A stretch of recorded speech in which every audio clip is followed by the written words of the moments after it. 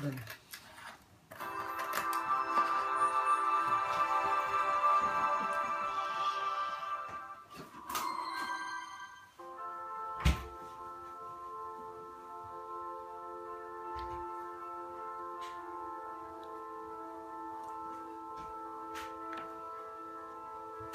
One of the awesome ideas that inspires us as Christians is the concept of providence. The idea that God is constantly providing for us, guiding us, leading us. Now sometimes people will say, well, if God's providing for us, why are so many people dying of starvation? Glad you asked.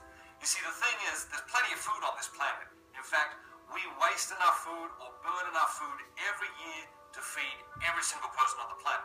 God's provided the food. The problem is that we're not that good at sharing the food. We're not that good at distributing the food. We're not that good at getting the food to the people who actually need the food.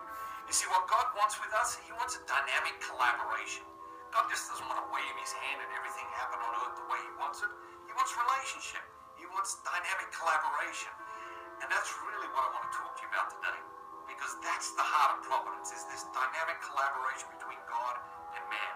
Even when Jesus came, what happened? The angel showed up to Mary and said, Mary, are you in? Mary said, yes. God could have just waved His hand and given us salvation, but He didn't want it that way.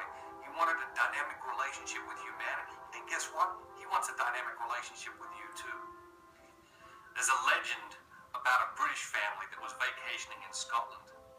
One afternoon, the son of this British nobleman got caught in a swamp. He just couldn't get out of swampland. It was just swallowing him up. He started screaming for help, crying for help, but of course he's out there in the middle of nowhere. And so he wasn't confident at all that anybody would hear him, or that there'd be anyone out there to actually help him. But a mile or so away, somebody heard him, and it was a farmer boy. And he came running and ultimately got this young British man out of the swampland and saved his life. The next morning, there was a knock on the door where the farmer lived. When they opened the door, there's this incredible carriage there, and there was the nobleman. And the nobleman said to the farmer, he said, your son saved my son's life yesterday.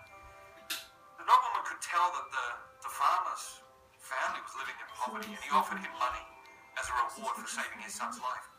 But the farmer absolutely refused to accept any money. Finally, the nobleman said, well, let me pay for your son to be educated. And to that, the farmer agreed. He'd always dreamt that his son could have a great education.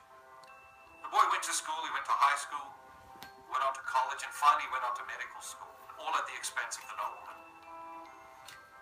Many, many years later, the nobleman's son was dying again. He had pneumonia, and this time, his life was saved by penicillin. The farmer boy, that was Sir Alexander Fleming, who invented penicillin.